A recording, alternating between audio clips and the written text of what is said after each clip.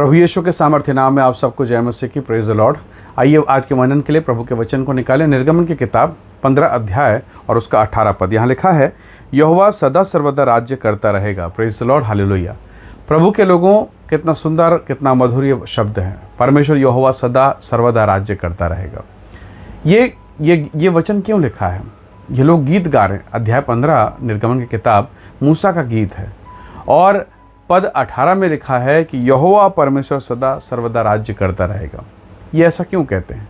वास्तव में ये बताना चाहते हैं, एक राज्य था जहां हम थे, फिरौन का राज्य, जहां हमारे बाल बच्चे पीड़ित थे, हम दुख में थे, क्लेश में थे, मानो आंसू ही आंसू का जीवन था। भयंकर पीड़ा, असहनीय पीड़ा। कितने सालों तक ये पीड़ा झेलते रहे, लगभग 400 से भी अधिक वर्ष तक।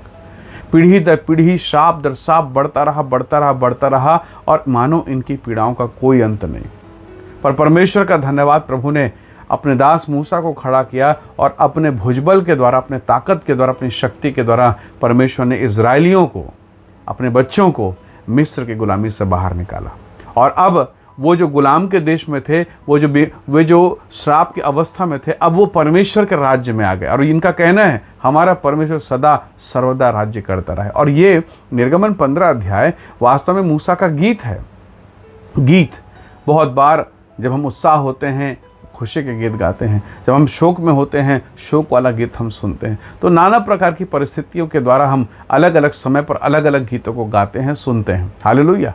प्रभु के लोगों, ये लोग उत्साह से भरा हुआ गीत गा रहे हैं। ये गीत गा रहे हैं कि यहोवा महाप्रतापी ठहरा है।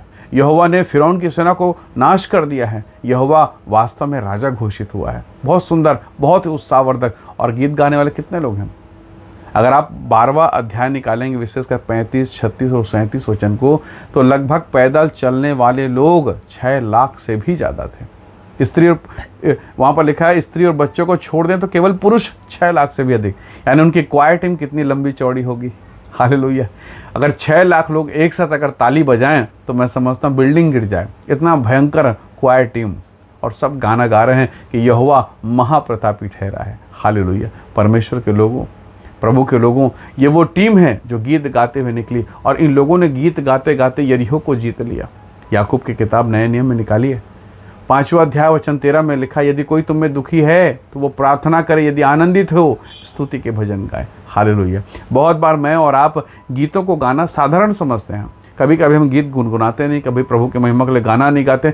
यहाँ तक कि कई बार मैंने कई लोगों को ऐसा भी देखा कि वो चर्च में रहेंगे, हाथ में हाथ धरे रहेंगे, अपने दोनों हाथ पॉकेट में डाल देंगे, यहाँ वहाँ ध्यान रहेगा, पर क्वायर के साथ, गायन दल के साथ वो गाना नहीं गाते, वो आराधना नहीं करते। परमेश्वर के लोगों, आराधना कीजिए, आप जीतेंगे और आपका परमेश्वर आपको अपने राज्य में ले लेगा। आप विजेता बनेंगे।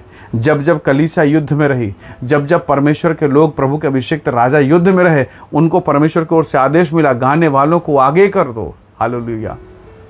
यहोशापात गाने वाले को आगे कर दिया, युद्ध में उसको विजय मिली। प्रभु के लोगों, जब आपके जीवन में पीड़ाएं हो, तकलीफ हो, मानो फिरौन की तकलीफ़ें, फिरौन की जगह जाकर देखिए मिस्र में क्या था। उनके बच्चे प्रताड़ित हो रहे हैं, उनके घरों में दुख और क्लेश है। ऐसी अवस्था में जब वो बाहर निकले, वो स्तुति के गीत गा रहे हैं। यदि आप भी ऐसी अवस्था में हैं तो परमेश्वर की महिमा कीजिए, क्योंकि स्वर्ग में केवल यही एक काम है जो स्वर्गदूत कर रहे हैं, अर्थात रात और दिन बिना रुके, बिना थके, 24 घंटे, 24 आवर केवल उसकी आराधना, उसकी स्तुति, उसी का भजन। परमेश्वर के नाम की महिमा कीजिए।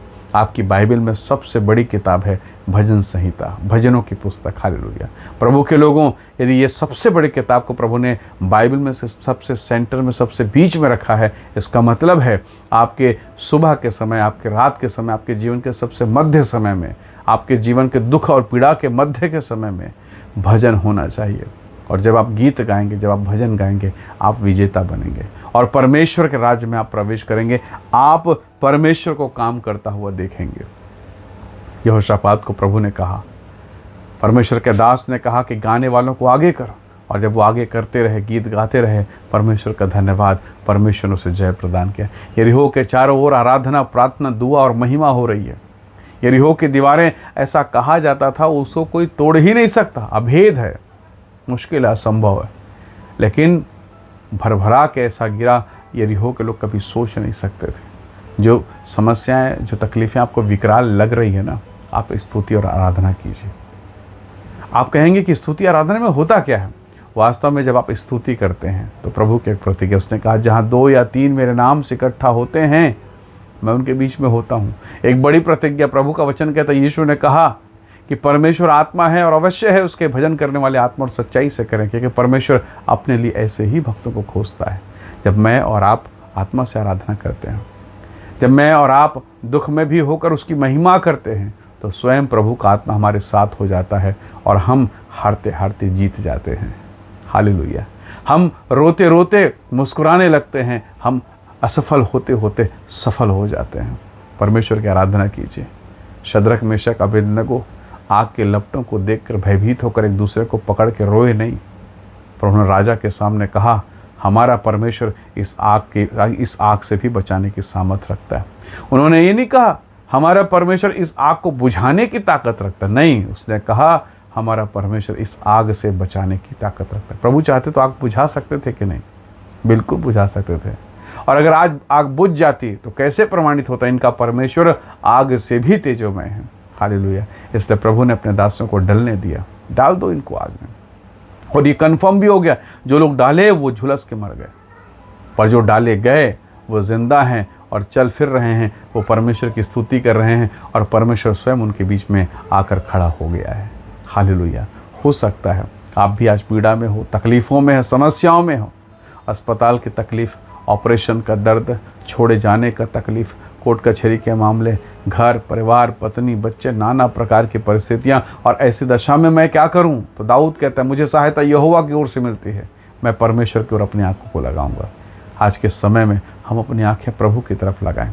आइए होठों को खोले, आराधना करें, जय के गीतों को गाएं, उसकी आराधना करें, उसके नाम की महिमा करें, और तब आप देखेंगे आपके होठों के शब्द को प्रभु ग्रहण करेगा और स्तुति रूपी बलिदान जो आप उसके नाम से चढ़ाते हैं वो ग्रहण योग्य होगा। आप विजेता बनेंगे और जीत कर उसके नाम की महिमा का कारण बनेंगे। स्वर्ग का प्रभु वो कभी आपकी प्रार्थना को इनकार नहीं करेगा, कभी आपके गीत को, आपके टूटे हुए शब्दों को, उन टूटे फूटी हुई आवाज़ को वो कभी तिरस्कार नहीं करेगा। वो आपको ग्रहण करेगा, आशीष देगा, आप पर अपनी दया को प्रकट करेगा। आइए दुआ करें, विजयी हो जाएं, परमेश्वर के नाम की महिमा करें। सामर्थी परमेश्वर, मेरे प्रिय लोगों को मैं आपके हाथों में सौंपता हूँ। प्रभु, जीवन में नाना प्रकार की पीड़ा, समस्या, तकलीफ, वेदना है प्रभु, पर इन सब के बीच में हम सब अपना ध्यान केवल और केवल आपकी ओर लगाते हैं। प्रभु, हर एक भक्तों और संतों को आशीष दे जो संदेश को सुन रहे हैं, वे सब यीशु के नाम से विजयी होकर गीत गाएं, मानो फिरौन के बंधन से छूट जाएं, मानो नशे, व्यभिचार, पाप से, कर्ज से, समस्याओं से छूटकर तेरे नाम की महिमा का कारण बने। प्रभु, आप इन्हें ब्लेस करें, आशीष दें। धन्यवाद पिता, प्रार्थना सुनने के लिए प्रभु यीशु के सामर्थी नाम से मांगते हैं, आमीन, आमीन। प्रभु आप सबको बहुत ऐसे आशीष दे। Praise the lord. जय मसीह।